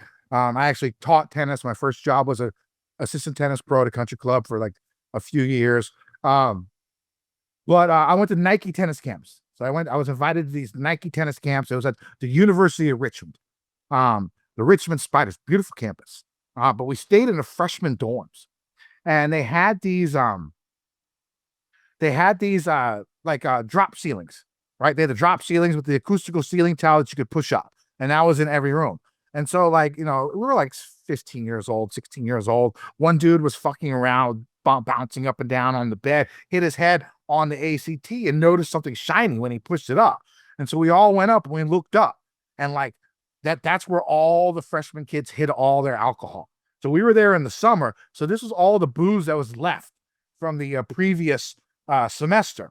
So we go to every single room that everyone, literally, we had like 300 beers, like 8 handles of liquor. There was like weed up there, some drugs I didn't even know what they were. We took it back then. Nowadays, you don't do that. Okay. Nowadays, when you don't know what the drug is, do not fucking take it because you will die. Okay. But back then in the mid 90s, there weren't these crazy fucking drugs that will kill you with like a 2 milligram. And there wasn't fentanyl back in the day, right? There wasn't that shit. So we were like, hey, what are these pills? We just started popping the shits. And so we were just getting fucking lit. And we were so loud that like the coaches, who were all college kids at that time, they like knock on our door and they come in and they see like a full fucking bar out there. They're like, what the fuck? And they were like, you guys are having more fun than us. They all came to our, so they all came to our room. Literally, we just got fucking shitty every night. Great camp. It was so much fun. I had a great time, and I do miss tennis. But dude, we were going way off base here. What the fuck are we doing? Way off topic. We got to get back to blood, sweat, and tears. We were on blood, tears. Sweat, DFS tears. Let's talk about the top 3, because that's where everything is, right? We had Bryson, Rory, and Scheffler. I'm playing Bryson. He's my first cash game cornerstone. I think you need to start your cash lineup with one of these three. Okay. I picked Bryson because he's the cheapest and I can afford other big studs with him. And there's the 5K range. Now, totally switches everything because there are some live plays down there. There are some live plays down in that 5K range. So Bryson's going to be my first cash game cornerstone. I'm thinking Scotty. If you look at the top 8 highest priced guys, Justin Thomas, John Rahm, Morikawa, Xander, Oberg, Bryson, Rory, Scheffler. I'd say Rory's going to be more owned than Scotty. I'd say Bryson is going to be more owned than Scotty. I say JT might be more owned than Scotty. So Scotty's looking like he's going to be the 4th highest owned out of the top 8 golfers.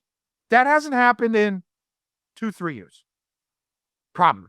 That hasn't happened in a couple of years where he's the 4th highest priced golfer of the top 8. 4th highest owned golfer of the top 8. Like, so just from a game theory perspective here, you're not going to get this opportunity again unless he starts sucking, because you're not going to get fields like this, right? No. So do you take this to take advantage of this situation, and do you play Scotty over Rory and Bryson and GPPs? Oh, Kenny, it's a tough question because Rory and Scotty are priced the same in the betting market. They have, depending where you're looking, they are within a couple points of each other. Yet there's a $1,200 difference in their price. Yeah. So Rory is the obvious value here. That's just, there's no doubt about it. Scotty Scheffler is coming off his best ball striking week of his career to a golf course, though, that he's played at the President's Cup and had the shanks. So now I don't know how that's going to translate. It's the first time he's playing it in tournament conditions. We know what Rory and Bryson can do around here.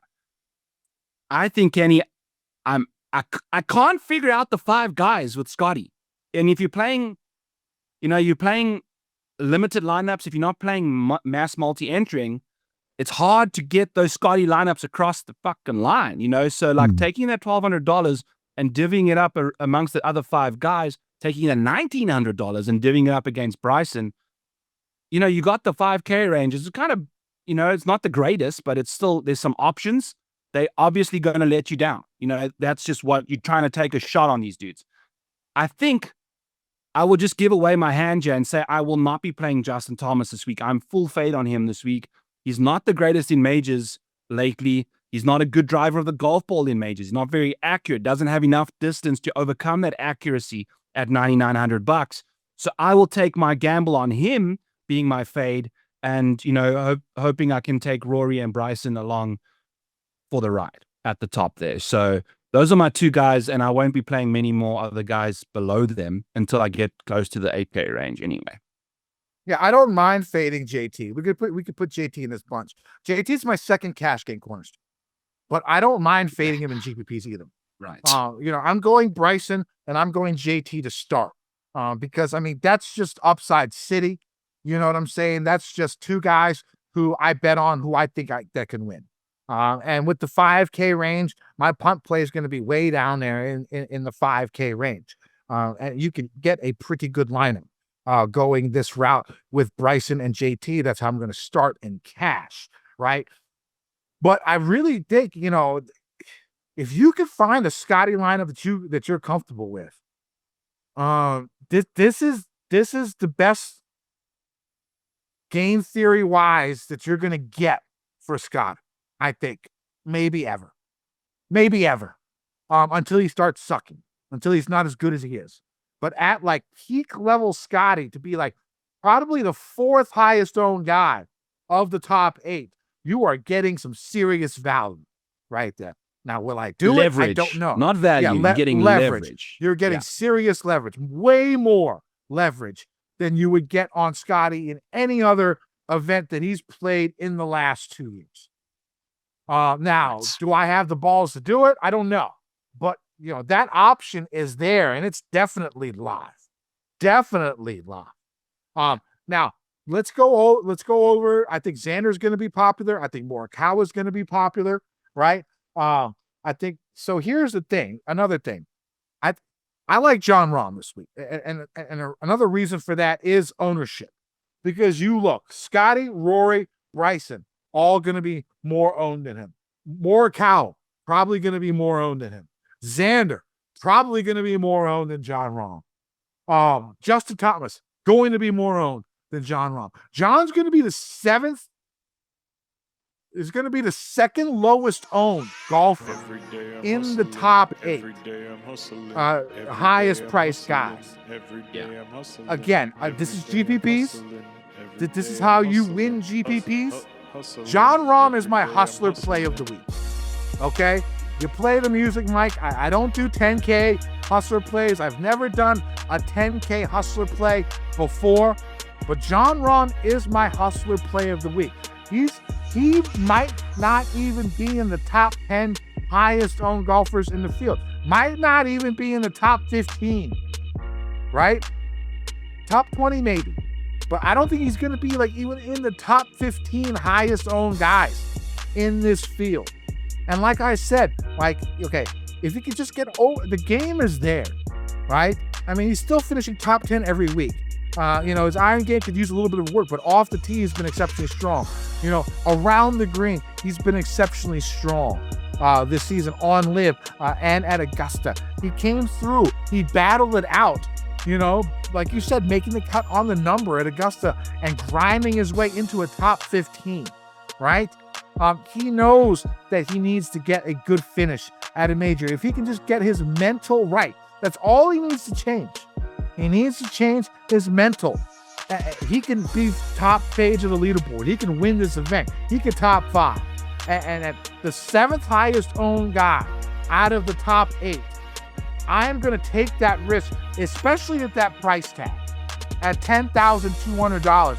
It leaves you so much room to do some wow. You can have 5 guys over 8K with Jon Rahm in your lineup and have one punt play at 5,600. 4 guys and a punt. Yeah. No, you can have 5 guys over $8,000. Including Rahm. Okay. Including Rahm. Yeah. You can have 5 guys over $8,000, including Jon Rahm, and with one punt play. Get that one punt play right, and you got 5 guys who you think can win the event. He is my hustler play of the week. We're going Jon Rahm this week as my hustler play of the week. Now, if you really want to go off the wall this week, I would guess Rory, Scotty, Bryson, 80% of the field's going to have them in a lineup in GPPs. 80%. Yeah. So if you want to go without those 3, right? You are going to have an edge if all 3 fuck up, but I don't see all 3 fucking up. That's the thing. But this is how you win GPPs. It's the one week when you only go against 20% of the field. That's all it is. So you would literally only be going against 20% of the field, like you said. If these guys don't win, and that's only if these guys don't win. If they win, that's the problem. If they don't win, if they get second place, I mean, you're still live without rostering these guys. You know what I'm saying? Yeah. So that's something to think about. Like me, I am not that aggressive of a player. I don't have the balls to do that, but I know that there people are, and I know that they're normally good at it. Right? Yes. Right? Like a Tambo. Shout out Tambo. Or something like that. There we go. Right? Yeah. So I think when it comes to these top guys, ownership is crazy important, because these guys are the top guys for the reason. The only guy that I would fade, even with ownership, is Open. He just hasn't been there for him. Yeah. He hasn't shown enough. Completely mispriced. He's too young. Yeah. His iron game has just been really, really poor. He's the one guy I would fade here. Everybody else, if you see single digits in front of their names, just click their fucking button. Just go ahead and click. I don't think it's going to happen. I don't think anything. I think everyone's going to be, the lowest will be like 10 to 12%. Like I think you'll see John at like 12. But if you can see him at single digits, 9%, oh my God, just click that. and go with it, right? Yeah. And the thing is, it's not impossible to get some of these 10K guys as your second guy. Not impossible. Okay, Not this is impossible. what I'm thinking, Kenny, is a lot of people are going to have Rory and Bryson in their lineups. How many people have Rory and Bryson in their lineups this week? Because that's going to be like a Scotty attack, in my opinion. You're kind of taking Scotty's price and just plugging it into two guys, and then you got to deal with who you're going to be plugging in for Scotty's price ownership and stuff. Not price ownership, price. I love trying to figure out, I might multi-enter with Rory and Bryson stacks because I can totally see these two guys dueling it down the end. And then you got the first and second dudes kind of thing. Whereas, like Scotty is freaking expensive, man. So you can still get away with that same strategy. And you got a totally different lineup. Although your total ownership is high, your uniqueness of your lineup is going to be quite, thrilling, if I do say so. Like I don't see too many people playing the Rory Bryson card at the same time. It's hard, so we'll see how that goes. Colin never played well yet. He's actually below average in driving distance in this field. So I think he's going to have a nightmare time kind of getting around a soft, wet golf course. He's very accurate off the tee, but his long irons, a third of your shots are coming from 200 plus. He's also below average in that department. He's like 60th in the field in 200 plus strokes gained from the fairway. So I'm out on him. Justin Thomas. Kenny, I love your JT love this week, but I'm out on him for a multitude of reasons, including the driving accuracy off the tee there. The only top 10 he's had in a major since he won at Southern Hills was his 8th place at Valhalla in Kentucky, where he's from. Yeah, the argument against that, he's finished second in his last 3 events. Yeah, and what we've seen here at the PGA Championship is lead-in form is incredibly important.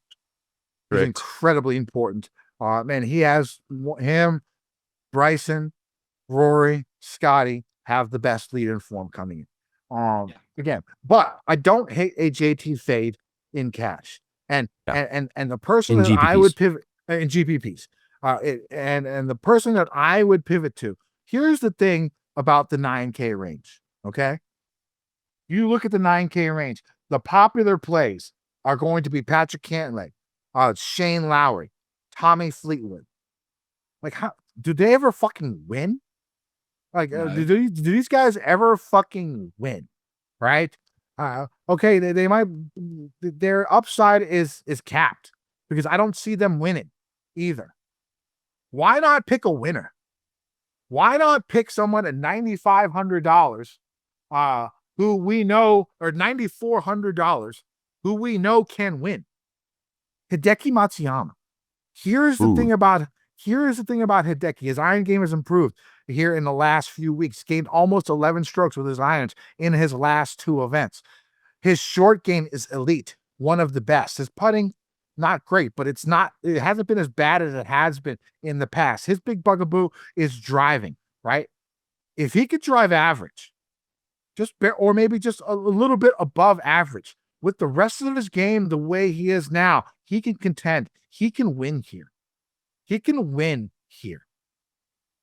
I don't think he's going to be that popular. I liked what I saw from him last week, especially out of the rough.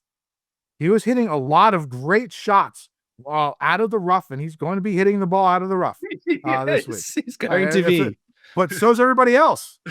But he's going to be hitting it a lot out of the rough, Kenny. He's 95th in driving accuracy and 75th in distance. I understand, but all he needs is an average week. If that can click, that can happen to these guys. It's not like he needs multiple parts of his game to all improve. He's got everything else lined up. He could go out there and play. If he's 75th out of 162 golfers this week in strokes gained off the tee, he's got a chance. I think, because his short game is so good, and then his iron game has been getting a lot better with 11 strokes more than 11 strokes gained in the last 2 events he's played. One of them is Augusta, right? And so I would go with him at maybe 10% owned this week, 8% owned.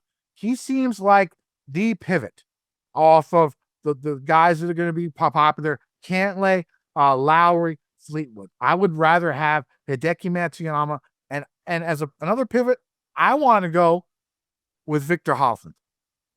Here's the thing about Victor. His career is never going to be consistent. He's going to have stretches. He's going to have peaks, and he's going to have valleys because he likes to fuck with his swing too much. He does too much shit in his brain. Until he stops that, he's not going to have the most consistent career, but he's going to have peaks because his ball striking is too good. He's going to have peaks. You try and catch him at those peaks. Again, low ownership, single digits, probably this week, right? For a guy who we know had won 3 events ago, has had a couple of good finishes after that. Not the best last week, but it seemed like he was trying weird shit. Like he was on featured groups on Sunday and Jesus, dude, he was all Sunday over the and place. Saturday. He was. I don't know if that was just how bad he was, or if he was trying to hit shots he normally doesn't hit just for practice, right? Yeah, because he knows what's coming this week, right? That's what it looked like to me. Okay. And him coming in at the low ownership, we know what his ball strength can be. You worry about his around the green game. But I think there was something that you talked about. Wasn't he better when there's like rough? Not when it's like, short moan. Yeah, he's chipping out of the rough. His proximities relative to the field is much better when he's hacking it out of thick cabbage. Think about Bay Hill, API, all of those places. Think about Valhalla. Think about Oak Hill. When he's played well in the 2 last PGAs, it's been these thick, rough places. He's also sensational out the rough with his irons. He's very, very good, Kenny. And he's got 3 top 5s in majors since 2021. Hideki Matsuyama has got 3 top 20s since 2021. Hideki has not missed a cut since 2021. He's the only person in this field that has made every single cut, but he's playing he's playing to make cuts. He's not playing to win these tournaments. So I think the Japanese just want to watch him play on the weekend. One thing I will say, he was the only one out on the course today. You mean only one swimming on the course today? He was on the practice. What are you doing? He was on the practice greens. He was working on his putting stroke, and stuff like that. He was the only person that I saw photo or video of that was on the course today because it rained 2 inches. Like 2 inches is a lot of fucking rain. Like miserable. Why? And he was out on the course. Like the guy's dead fucking serious, bro. Yeah. Dead fucking serious. Yeah. I'm telling you. If you want to make a matchup bet, I could do on ProphetX. I could do something in this Hideki range. If you want to pick somebody, who's your favorite plays in this 9K range? I don't have a favorite. I'll have a favorite play in the 9K range. I'm not a fan of anyone in this. I might even take an 8K guy, and just kind of go with, if I took Patrick Reed over Hideki, Kenny, but I know he's your guy too. He's my guy. Jesus. Jordan Spieth is interesting to me from a GPP perspective. He's also, a great upside play in a major. He's also got 3 top 5s since 2021. Tommy Fleetwood is I'll take Tommy Fleetwood. Give me Tommy Fleetwood over Hideki. Fleetwood versus Decky. All right, let's try and make that all. We'll try and get ProphetX to put that up as our FGD matchup for this week. Fleetwood and Decky. I do like your Spieth call. I think I'm going like straight contrarian in the 9K range. Because the thing about Spieth is when it comes to difficult courses, he tends to get like more birdies on these type of like miraculous shit that you see, like crazy shit. This is like when he does it on these hard courses, right? He gets a lot of birdies. His problem is the big number. And like at these majors, there's usually room for a couple of holes where you're going to get 3s, triples and shit like that. At Wells Fargo, it's pretty fucking tough to get a triple. Especially when he's driving it the way he is, Yeah, it's pretty tough to get a triple. Now. There's not that much water. There's a creek that runs through a couple of holes. The trees aren't like that bunch. There's not that much OB, right? You know what I'm saying? Like, Like, so he'll bogey a bunch, but I don't think he's going to get like the doubles and triples that he normally would get. And I think because he can make so many birdies, I think he's live for GPPs. I agree with you 100%. Yeah. Love those calls there. So Tommy Fleetwood, if you're looking for a super contrarian option, I guess we're getting into the 8Ks now, but I'm out on Joaquin Niemann. Totally out on him. Like, again, I will rather be late on his non-showing up ass at majors than early because it just hasn't happened. Great course fit. He probably wins this thing if it's the Wells Fargo, not the PGA Championship. It's something about it. I don't understand what's going on there. In the 8K range, Kenny, $8,900, Russell Henley. If you're looking for someone that's ultra accurate, that's going to avoid the thick rough, that won the Arnold Palmer Invitational, which I feel like is a decent comp to this golf course. Thick rough on the side of the fairways. Russell Henley took care of business there. So I think you can absolutely rely on Russell. He's been showing up in these majors, played like complete shit at the Truist. It's okay. I think he's a great option here. It pains me to say this, but I think I'm going to go back to Cameron Smith at $8,400. I think he's going to be low owned. I think he can short game his way around this place. It's not going to happen on the ball striking front, although he has shown he's playing better on the ball striking there. He's nuking it around Mexico City. I love his short game prowess. You know, granted, he hasn't played the greatest at this golf course either. Patrick Reed and Justin Rose, though, down in the $8,100, $8,000 range are going to be my two favorite plays. Because if I'm going Bryson, Rory at the top, I'm going to need one $8,000 guy, maybe a $2,008 guys, and then I'm going to have to go hunting down low. These two dudes, Justin Rose has been the most profitable top 20 bet in PGA Championships over the last 5 years. Top 20s in every single one of them. He putts Kenny better than anybody in majors. He steps up. WD'd from the Truist because he's playing like ass. I think that gives us even less ownership. He can completely burn us, but man, he's hunting majors, and I think he saw what they were going to deal with over the weekend. He's like, you know what, fuck this. I want to go win the PGA. I'm not playing this golf course. I'm out of it already. I'm going to rest up. I'm going to go attack this venue. Give me Justin Rose, Patrick Reed, and maybe might sprinkle in a couple Sepp Strikers. But I also think, after the win, it's going to be tough, especially the way he drives it around. Yeah. So who would you like in the eights, Kenny? Patrick Reed's my third cash game cornerstone for the week. We've talked about him. We don't need to go over him anymore. I like Corey Connors. I like Corey Connors a lot. This week his short game has improved. Doesn't make too many bogeys. Extremely accurate off the tee. Really good par 5 score. Really good on tough courses. I like Corey Connors. He's my favorite GPP play in this range. I like your Henley call. I didn't really think of it, but I think he's probably going to be on my radar. But Corey Connors is the one that I'm going to be focusing on in this 8K range. And even Wyndham Clark being in this range and having won at this golf course, Wyndham's major track record, Kenny, he's got as many top 20s as top 10 as wins. Still, he made the cut at Augusta and still finished outside the top 40. He's pathetic. He does not show up for majors. It's complete phenomenon how he won at LACC. Completely absurd. So hit me with your sevens. I know you are chomping at the bit to hit me with some value plays here as we dive into the bottom of the 8Ks.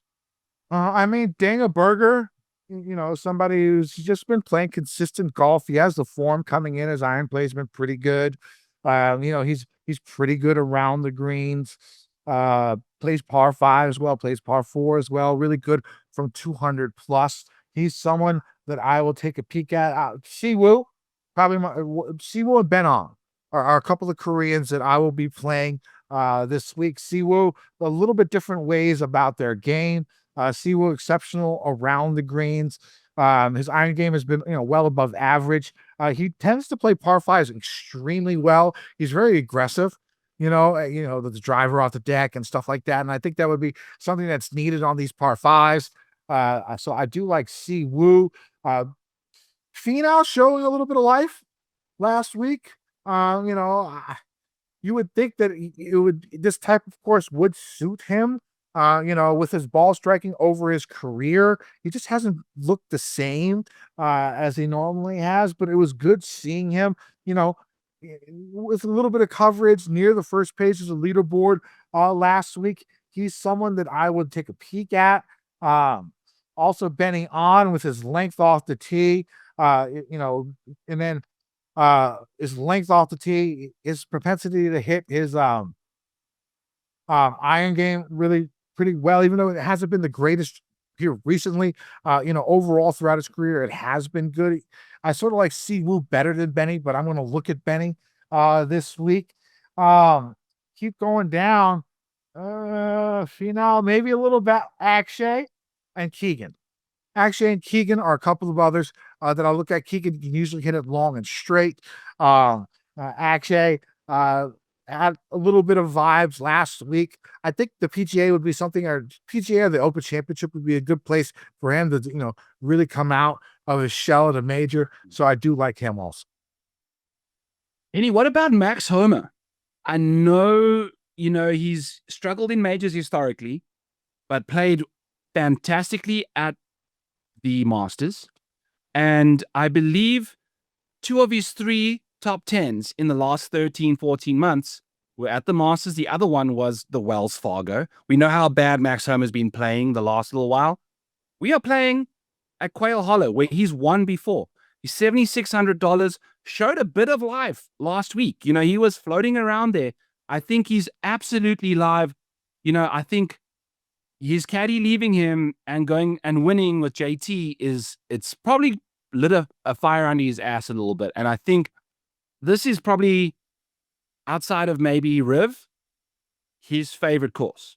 He's just been sensational at this golf course. He's $7,600. I've got him ranked really nicely here. And for my major model, he's actually showing up a lot better than he used to. So he's starting to pull. Ben on, Kenny, 88% of his majors he's made the cut in. Incredible stuff. Now, he doesn't have a single top 10, but if you're looking for someone at $7,000, he's going to be making cuts for you. I think that's a great way to go. Someone that I think has some upside is Sergio Garcia at $7,000. He's a great driver of the golf ball, plays the par fives. That's one of his ultra talents is par 5 scoring. So $7,000 Sergio Garcia, give me him. Let's see what he can do. Going down here, we're starting to struggle to find guys, in my opinion. So $6,000 range, Kenny. The 6K range, I got a bunch of people I like. First off, Harris English at $6,000. Opening the laptop. Let's go. I know that he's not the longest, but for some reason, like U.S. Open type, long, hard courses, he just pops randomly, and he had a pretty good finish last week. I'll take a risk on him. I know people are already talking about Dean Burmeister from Live, but another Live guy that I think that I like maybe a little bit more, David Fleet at $6,500.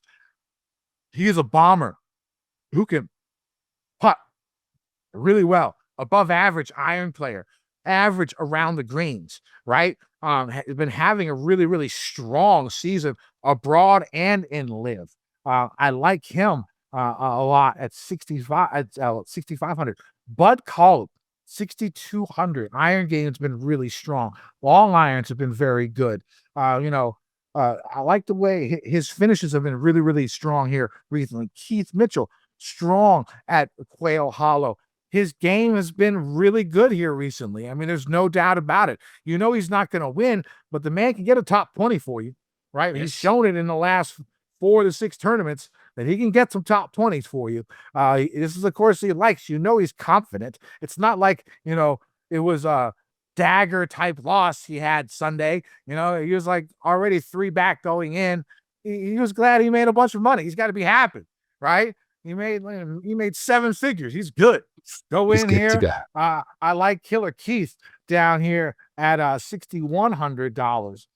There are some plays. I didn't even go over everybody. Who do you like? I like you mentioned, Harris English. Denny McCarthy is someone that doesn't seem to check a lot of boxes when it comes to these heavy venues. He shows up at the Farmers. He shows up at the Genesis. He shows up at Memorial.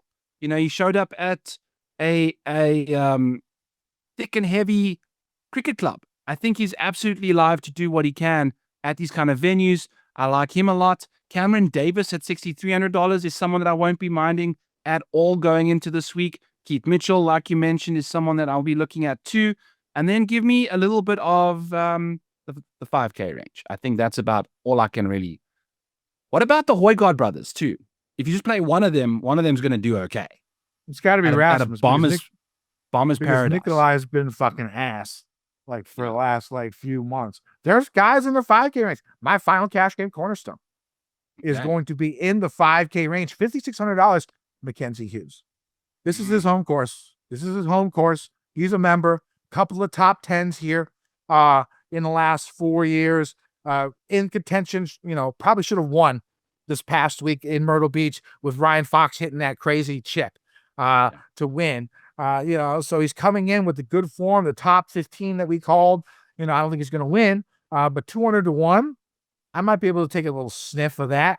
Like the French president did earlier today. Little. Please tell me you guys saw that. I don't know if it's true, but I thought that shit was fucking. You guys didn't see it? You guys didn't see Macron picking up the bag of flow, and it could have been AI. I don't know. You see some crazy ass shit, right, on the internet nowadays, and I definitely saw the president of France pick up a bag of cocaine. So I saw it today on the videos. I don't know. Let's go. But anyways, I lost track again what the fuck I was talking about. I think I ate that edible a lot earlier than expected. Yeah. It's all good, Kenny. I'm going to pull up Patrick Rogers here for us at some point, but I can't find him either on my list. Mac Hughes. I remember it. While you're looking, Mac Hughes. Again, so my cash game cornerstones for this week are going to be Bryson DeChambeau. My computer is down, so I don't know the pricing. Bryson DeChambeau, Justin Thomas, Patrick Reed, and Mackenzie Hughes. That's going to leave you I think 14-8 left. And I have a couple of ideas of where I'm going to go. I was thinking like Keith Mitchell, Corey Connors, or, Ben on Keegan Bradley. You can go sort of conservative there with the 2 7Ks, or you can go aggressive, and go Corey Connors and Mitchell to feed out the rest of your lineup. And I think that's the way I'm going to go in cash. Pretty aggressive. But I do like Eric Cole, who's, done well at long, hard, difficult PGA Championships before. I think he was first round leader a couple of years ago at a PGA Championship. You got Sam Stevens. You always play Sam Stevens at driver heavy courses. He's made the cuts in 2 majors he's played at. This is a driver heavy course. I think you can go with Sam Stevens. Kevin Yu, stat profile wise, it seems like it could fit. He had a chance again last week at Myrtle, coming in with good form. He could bomb it out there. There's guys. Patrick Rogers, Kenny, he missed the PGA Championship cut. Tough scenes there.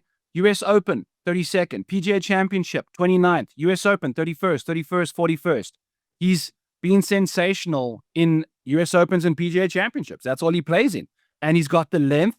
Think about Torrey Pines. He plays well at Torrey Pines, right? That's a great comp course in my opinion. So I think he's someone I'm definitely looking at. My boy Donnie Fontonda. There is nobody in this world who has swung more golf swings than Donnie. We grew up playing golf together, and I would play 36 holes with him. He'd hit balls before that, and he'd hit balls afterwards. It was insane. He'd shake his hand. What's up? So he's VJ. He's basically, VJ. Yeah. But with they don't have fingerprints for Donnie. He just puts his whole palm down, and it's the grip of his golf club, because his grip is just grooved and calloused into his hand. It's absurd what this guy does. Strong. I like, my boy. I'm going to go after him there. Lee Hodges is someone that I don't mind either at $5,500, $5,600 in that department. Nicholas Norgard Muller at $5,400, Kenny. He has the nukes off the tee. Can absolutely send it, and then take some Rafael Campos and put that in your pipe and smoke it. See what happens at $5,200. I have no idea. It's got a bit of juice in majors. Figure it out from there, and we'll see what he can do. Sammy Valimaki, $5,500 as well. Don't mind him in that department. One and dones. Live guys, Bryson's going to be like 50% owned this week. So yeah, I'm going to use Bryson, or I could go I'll go Bryson Rahm, just double combo it, just double fist it with live bitches. The live guys. Okay. I think I'm going to have to change it up, and I might go with Xander. I think this could be the breakout party for him. You know, going back to a course in a major, we can The expect him breakout to, party after 2 majors last year. you know what well, given what he's done this year, you know, Kenny, he really hasn't done anything in 2025. So I think finally showing up in 2025 at a golf course that he basically has won this thing if it wasn't for Wyndham Clark and Rory running away with it. You know, like he finished solo second twice the last time he's played here. So give me Xander. I think he's going to be my guy. I'm starting to take, I've been playing very contrarian in one and done worlds. So I'm starting to take the chalk now as the season folds to a close. So we're going to see what happens there. I think Xander's very, very live to make something happen here this week. Kenny, what a wonderful show. Thank you so much. Mike, thank you so much for producing this thing. As always, I've always said, this is the best produced show in the golf space. If you watch this thing weekly, Mike puts this thing together. What we see on Zoom is a total clusterfuck. And then Mike takes it and he pulls these pieces in and turns it into a masterpiece. Every single week, we do 2 hours shows. Mike's still grinding away afterwards. So we really appreciate you, Mike. Go follow Mike Baxter at Mike Took That on X, or follow the FG Degenerates account on X as well. As always, use code FG Degenerates to get yourself your promo code there when you're signing up with ProphetX, and use code PGA25 when you're following up and signing up for my Model Maniac Patreon, which I've showed you all the stuff on the screens there. Follow Mike's account at the Model Maniac. You can see all those screenshots there too. Kenny, get us the hell out of here with some kickback golf stuff. Sorry, I was not paying attention. I was watching the Caps. But Get yes, us the you're hell right. out of here, brother. You are correct. It should be a fun. You find me on X at KendoVT. I'll have all my final bets, all my ProphetX plays, all that good stuff here for the PGA Championship for this week. Make sure you do all that. Should be a fun week. It's a major. We're going to get hyped. I love Sundays and majors. Let's have some fun and let's win some motherfucking money. DJ Nation. I've been getting dirty money, Jordan Belfort. Stacking penny stocks while I'm flipping these birds. Sipping on Ciroc, trip 'em up with the words. I done popped the Molly and I think it's be my third. Jordan Belfort. Those flies, dude. You were like It's a swatting them gnat. all day as Dude, gnats. Oh, so and they're it's like- tiny, eh? Yeah. And then Yeah. anytime I get close, like the air like punches him out of the pocket there. It's just Do you know how to get rid of Motherfuck. it? Like just put saran wrap over vinegar a and mason jar. Saran wrap over a mason jar too, and just poke little holes in it so they'll go in, but they can't come back out. that's not fun. You want to drown them. You get vinegar and you put dish soap on top so that when they land, they think they can stand on the vinegar. The vinegar draws them in. The dish soap just fucking, It's kind of like- fucked up. it's like All betting Justin Thomas at a major. right. Just All right. draws you in and just sucks you in and takes your money from you.